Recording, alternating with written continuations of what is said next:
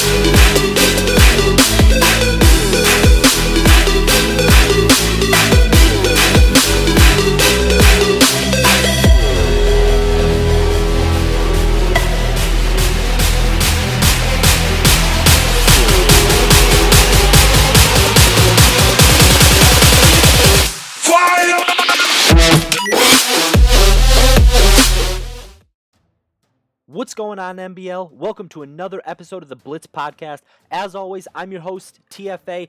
With me is my co-host, Chunky. We're really excited about Season 25. We just kicked off with Season 25. We're ready to get underway. We've already had a couple crazy matchups here to start the season, Week 1 especially. So without further ado, we're going to jump right into it. The first game I want to talk about this week is going to be the Steelers and the Browns Week 1 matchup. You see there on the screen, the Browns came away with the win, which was a huge upset in Week 1. They came away with a win 31-21. No one expected this the first week, Chunky. I know that you and I definitely didn't expect this. Most of the league didn't expect this. What do you have to say about the Browns, Fry taking out Lip in Week 1? This is a very good win for the Browns, and I think this is a team that you and me can both agree has progressed very well throughout the last few seasons. They went from a 4-12 team to an 8-8 team, and they got a hot start to the year. You look at some of the stats. Andy Dalton, 19 for 21, 356 yards and 3 touchdowns on that Steelers defense. So just a very impressive outing for the Browns. Yeah, and you look at both of these quarterbacks, both Andy Dalton and Dak Prescott. They threw for a lot of yards in this game, completed a lot of passes. The Browns weren't able to get the running game going. You look at that -1 yard by Johnson there. It really leads me to believe that this Browns offense is very, very pass heavy, but at the same time, regardless of that, they got a 10-point win over one of the favorites every year in the AFC. Lip's one of the favorites to go to the Super Bowl every single year in the AFC. So I think we're starting to see a little bit of a decline there. But you said it. Fry's been improving. The Browns have been improving. They were 8-8. I think that this Browns team, I think Fry is one of the most under-talked about stories in the MBL. I think he plays a really tough game, and even when he's playing tough competition, you see it there. He always seems to compete. When he gets those losses, it seems like he just makes 1 or 2 minor mistakes. But I'm really going to be interested to see. We're going to talk about Fry a little bit later, but I'm going to be interested to see if he can keep that trend going and keep on winning as this season progresses. Next game, we had another huge upset, this time in the NFC. This is going to be the Dolphins' huge upset over Bomber and the Lions. He won 23-20, 3-point victory there. What do you think about the decline that we're seeing from some of these powerhouse teams and some of these teams that are coming out of nowhere, especially Week 1, to beat some of these powerhouses like, Bomber and Lip? Okay, so here's the thing. Let's stop talking about declines. It's Week 1. The Lions lost. Everyone wants to make a big deal when the Lions lose, but everyone loses. So let's just calm down about declines. What I'm more surprised about is the Dolphins, under new ownership, come in and beat the Detroit Lions. This is a very interesting win for the new owner of the Miami Dolphins, and just a very good way to start off your season is a win over the Detroit Lions, and I think it's very impressive for the Dolphins, but I don't think it's the decline of the Detroit Lions. The Detroit Lions are still a powerhouse team, and expect to see them in the NFC Championship once again this year. Yeah, I would completely agree. I don't think that we're going to see a huge decline here. Upsets happen. You play the game week in and week out. What really stands out to me here is you look at these stats that are on the screen. You look at the passing, rushing, receiving. If you were to just show me the stats of this game, I would probably say that the Detroit Lions won this game pretty easily. I mean, they outthrew the Dolphins by over 100 yards. Both rushing games were pretty much non-existent. I would have probably guessed that the Lions would have won this game, so it's kind of shocking to me that the Dolphins did win. But that kind of leads us into a discussion. Like you said, you don't want to talk about the declines. It's week 1.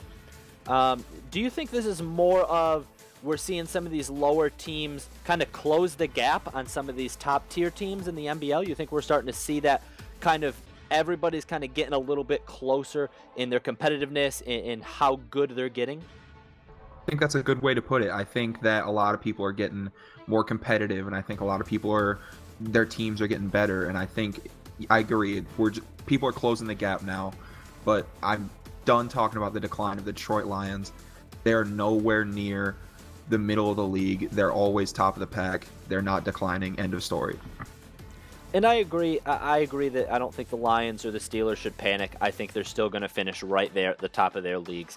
A more interesting topic, talk about the Miami Dolphins a little bit more. I want to talk about the AFC East, because that's a division that, Chunky, I think we're seeing something unlike we've ever seen in MBL before. The Dolphins, with that huge Week 1 win, if they can keep that momentum going and win the division this year, the AFC East could have a division where all 4 teams have won a division title this year, and I think that is incredible. The Bills have already won. The Patriots won last year. The Jets have won a couple times. So the Dolphins are the only team in the AFC East that have not won that division. And you look at all their overall records, I mean, you're not seeing winning teams. This is not a winning division. It's not a division that is ever going to have, an 11-win team coming out of that division. Normally it's a 9-win team or an 8-win team. But you look at this, do you think that the Dolphins have a true shot to win the AFC East this year, even though it's just, a Week 1 victory? Do you think they're going to win the AFC East? Okay, so you look at the Dolphins' record, 17-46-1, and you can't take that into account anymore under new ownership, like I said before. This new ownership is doing something down there in Miami, starting the season off 2-0, and I think we have a very good chance at seeing the Dolphins win that division this year. In a very weak division, look for the Dolphins to win that one this year. It's going to happen. You heard it here first on MBL Blitz. I would agree. I would have to pick them to win it this year. I like the Patriots team. I like what they did last year. They made it to the playoffs. I just don't think they have the pieces in there to compete, week in and week out. Delvar and the Jets is always a wild card. Delvar could play great one week. He could, beat somebody by 20, 25 points, and then the next week he's going to lose to somebody that he should have beaten. And then you have Baston over there with the Bills. They're just too inconsistent for me. All of these teams in this division are too inconsistent, and all it takes is that one team to get hot, win 3, 4, 5 games in a row, and you could easily be looking at a division winner there. I definitely think that the Dolphins have the potential to do that. Speaking of division winners, I don't want to talk about a division winner here. I want to go into a couple sleeper picks, because I think there's a team from the AFC and the NFC that I want to key in on that no one's talking about. I don't think anybody has these teams penciled in to compete for a playoff spot. Now, I'm not saying that these are teams that are going to, win the Super Bowl. I'm not saying that these are teams that are going to make deep playoff runs. But I think that these are teams that have a chance to make a much deeper run than people expect. I think these are teams that have a chance to compete a lot harder than people expect. I told you we were going to talk about Fry and the Browns earlier, so we're going to talk about the Browns first. The Browns are going to be my AFC Conference sleeper pick. Now, we just talked about, the Dolphins. They got a huge win over the Lions. Now, I know that the Browns lost their Week 2 game to the Ravens. I think that there are a few teams you could have put here. I think, the Browns, the Ravens, the Dolphins are all kind of sleeper teams that no one's really projecting to do well. But I want to talk about Fry just because I think that Fry's game and how he plays is really, really tough. I've played Fry a couple times now. I play him in the preseason every year. I believe I played him last season in the regular season. And Fry is one of the toughest people to compete with in this league. Chunky, have you played Fry, recently? I played him last season, I believe, and I agree with you 100%. It was a very hard-fought game, and it came down to a final play. And Fry's a very tough competitor, so I agree with this pick 100%. Very good AFC sleeper pick. Yeah, and you saw that graphic earlier, how he beat the Steelers because he was so efficient in the passing game. And Fry's problem when he's losing games is always that he's turning the ball over too many times. If Fry doesn't turn the ball over, I think he can compete with just about anybody in the league. I've heard Sonny say it. I've definitely heard Lip say it. That they both believe that Fry is very, very good. They never sleep on him in that division. Whenever they go head-to-head, it's never an easy win. And Fry's the guy that week in and week out, I think, he could have a full season in which he has games that are decided between, 7, 10, 3 points. Very, very, close games. I think it's just that one mistake that's really, really hurting him and keeping him from kind of turning that corner. So I'm going to go with the Browns as the AFC sleeper. The NFC sleeper, I'm actually going to go to the NFC East, and we're going to go with the Philadelphia Eagles. I think October is a very underrated player in this league. I think he's very, very good. He's got a history of having good teams in the MBL. I just think that this is going to be the year. We saw Gubb win the Super Bowl last year, and I'm going to be interested to see if Gubb has that kind of Super Bowl hangover this year. I don't predict the Giants to be as good as they were last season. I think they lost a few pieces. I don't think they really gained enough this year.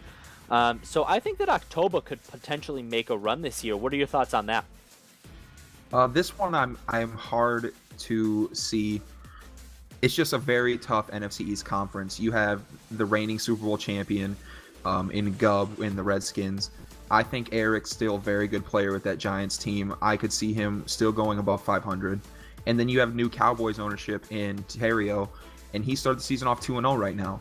And so it's just hard to see me. It's just hard for me to see October competing in a division so tough. But I could see him doing well at the same time. He's a very good player, like you said, very hard-fought games, and it could go either way for me. But as of right now, I just don't see it happening. See, the reason I like the Eagles is they have a really tough start to their season, and it's hard to pick a team that starts off slower. But they got a big win against the Giants in Week 1. Their defense played well, but they've got a tough stretch coming up. They've got the Texans, the Redskins, the Titans, the Jags, the Lions. And then they go into their bye week, and then things start to get a little bit easier. They have a couple low-end teams on the second half of the schedule, especially at the end of the year. They've got the Panthers, they've got the Colts, they got the Seahawks. I think those are very, very winnable games for them. So that I think if they can kind of get through the early part of the season, I think they could potentially make a run. They've got a lot of home games there right after they come out of their bye week. You always have a little bit more momentum when you're at home. But I do agree with you. I think that the Cowboys are also a very underrated team. Jay Terrio, I think he's a very good player. New owner to the Cowboys. If you had to pick a sleeper team in the NFC, who would you pick? That's a tough pick for me. The NFC is just a very good conference, and I don't see things switching up much in the NFC.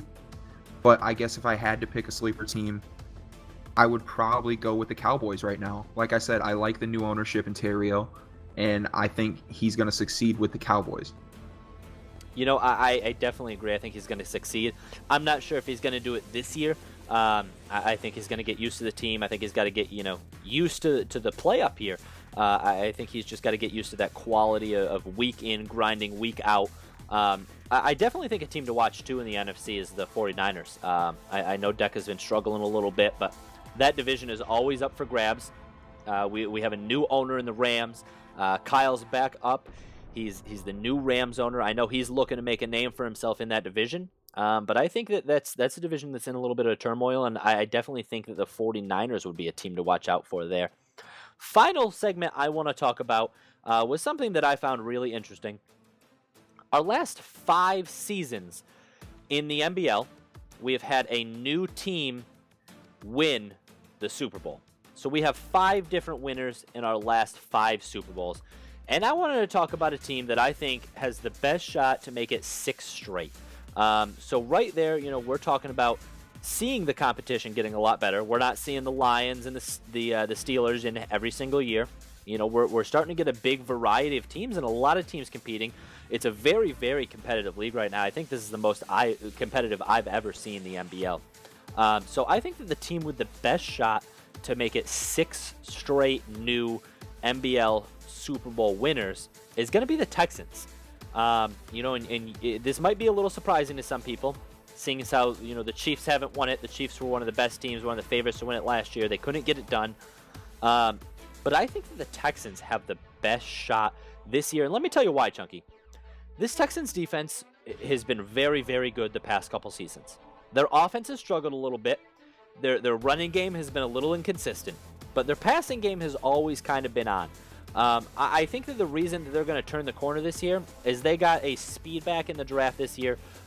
He ran a 4.240, unbelievably fast. I think that the addition of him in both the passing and the running game is really going to help push the Texans over the edge. I play them 2 times a year. They're very, very tough defensively. I really think that if they can get a running game going week in and week out, I don't see a team that's going to be able to beat them. What do you think, Chunky? I think this is a very good pick. You know, Doe went 15-1 or 14-2, I think 2 seasons ago, was the number 1 seed in the AFC. And I think if you were to pick somebody that's going to continue that string of new Super Bowl winners, I think this is a very good pick. And I think this is probably spot on if you're going to pick a new Super Bowl winner. But that's the thing, is if we're going to see a new Super Bowl winner, which I don't know, but I would have to lean more towards no, we're not going to see a new Super Bowl winner this year. I definitely think that the odds are against us. I think that the last 5 Super Bowls all being won by different teams, I think that that's a hard trend to continue. There's only 32 teams here, so eventually somebody's going to have to win it again. I think that we're seeing, a changing of the guard a little bit, but I agree with you. I still would put my money this year on one of those teams. I wouldn't be shocked if the Redskins repeated. I wouldn't be shocked if the Lions or the Steelers, after that week 1 loss kind of, it put a little chip on their shoulder and made them fight just a little bit harder to get back. But as far as a team that could really set the pace here and kind of, be the 6th straight individual Super Bowl winner, I think the Texans have a great shot. I do think that teams like the Chiefs have a good shot. I wouldn't sleep on the Raiders either. The Titans, the Bengals. NFC, I'm not sure if there are any new teams that I really think have a chance to compete over there. I think that's kind of a 2-man race right now between Gubb and Bomber over there. I don't foresee any other team in that NFC getting out of the NFC. So I think that if we're going to see it happen, it's going to come from the AFC. Do you think there's a team in the NFC that has a chance to make this happen? Like I said before, the NFC is just hard for me to see somebody new come in and unseed one of those playoff teams. That is a very, very good conference, and I agree with your 2 picks at the head of the pack, the Redskins and the Lions. And we saw that NFC Championship game. They both went out there, and it was just a turnover-riddled game, which is not something you see from both of those teams. And it's just hard for me to see somebody new coming into the NFC, and unseating one of those 2 teams. Yeah, I completely agree with you. But hey, you know what? It's season 25. It's finally here. A huge milestone in the MBL. We're at a quarter century of seasons done. This is our last season of Madden 17 before we hop over to Madden 18. We're going to have a lot of stuff happening this season. We've got a lot of promotions going on. We've got the EA Access Tournament coming up here at the end of the season, at the end of the year, once Madden 18 rolls around. You're going to have the Commissioner Corner podcast next week. You're going to have a ton of MBL live games, huge MBL live games here. I'm playing the Raiders. Me and Hop are going at it this Sunday. I believe it's at 8 p.m. Eastern, so be sure to tune into that. Be sure to catch the Commissioner's Corner podcast next week. I know OSU's been working on a few things. He's going to have a few things coming out. We've got interviews. This is just one of the most exciting times of the year. Most leagues aren't still running at this time. We're August to August. We're still going hard. Everybody's working. Everybody's contributing. We've still got great content coming out. You're not going to want to miss anything that we've got going on here in the closing months of Madden 17. I can assure you of that. Season 25 is going to be one of the best seasons we've had so far, so you're not going to want to miss it. You're going to want to follow everything on the MBL network. Until next week, guys, or until a couple weeks. Sorry, I forgot next week's the Commissioner Corner podcast.